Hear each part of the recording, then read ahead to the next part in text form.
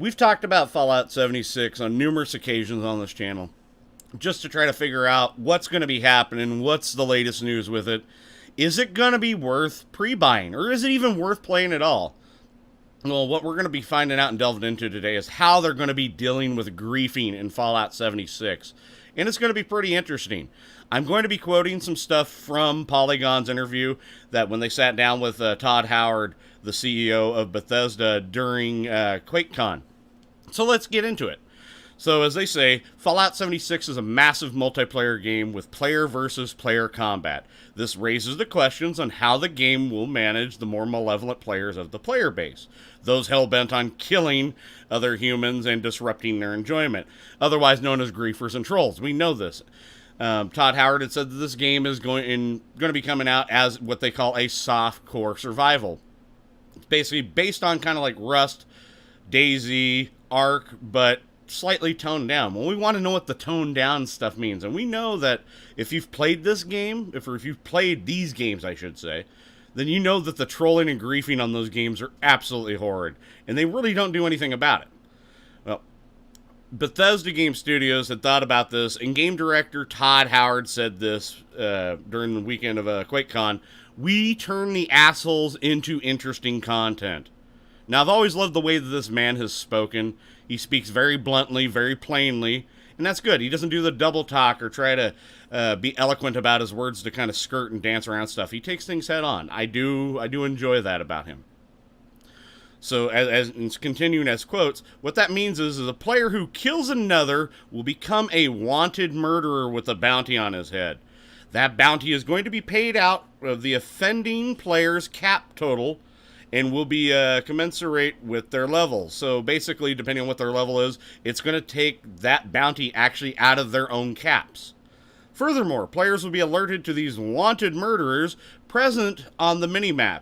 They'll be flagged by a big red star, but the murderers themselves won't be able to see the other players or even know that they've been flagged.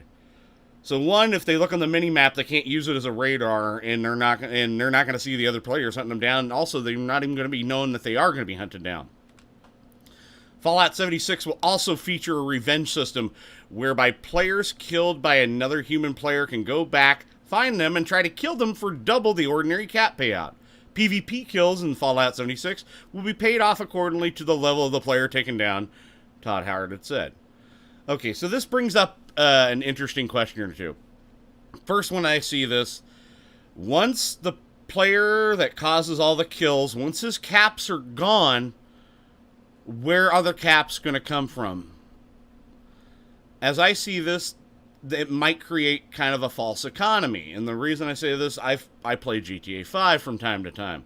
Now, with GTA 5, if you destroy somebody's car, it usually deducts that out of your own bank account. Well, what if you don't have anything? Well, the other person's not going to get stiff, so it creates like this false economy. Not so much where it's not adding more money into the game per se, but it's creating something that, it doesn't fill the gap. It's not taking any money away. It's actually adding money into the system via another form that, even though you can't spend it, it's basically you're creating another car because you destroyed the old one. Now, the only problem I see with this, with the whole, taking caps, what if you have a group of people and you're like, oh, let me shoot you, and then to help you get money, it's going to, also with the double bounty, you can kill me immediately back, because we'll have other groups that are there, you get the double money, and then we'll wait for a bit, do the same thing, continue going over and over. Now, once, say for instance, if a person's caps are no longer there, where's the caps going to come from? Now, I know you say, well, if one guy shoots the other guy, they're going to be creating, so how are they going to get these caps type thing?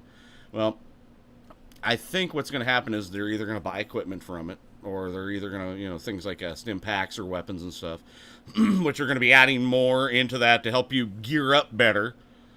Or if with the double bounty system, it's creating extra money. I don't think it sounds like it's going to pull that double amount of money out of their bank account, so it's just going to be adding into it.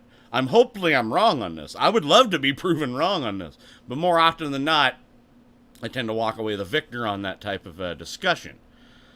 So I think it's going to create a false economy.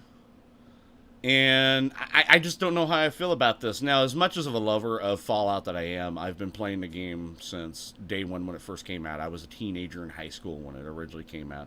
I found it at this little hole-in-the-wall computer store that was even still working on Amigas. And I purchased it, loved it. It was like, oh, it's a new release, give it a try. And I've played stuff from Interplay before, and it was one of the reasons I fell in love with Black Isle. And I've been following Black Isle since then because Black Isle went defunct, and then they end up, most of the people from there turned into what is Obsidian. Obsidian, in my opinion, makes some of the best RPGs, bar none.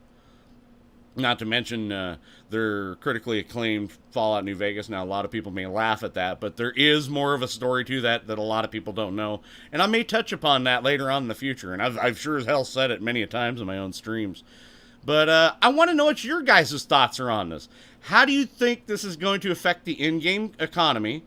How's it going to affect the game overall? Will it be a good thing? Will it be a bad thing? It is kind of a different look. Granted that. It is. I do like that.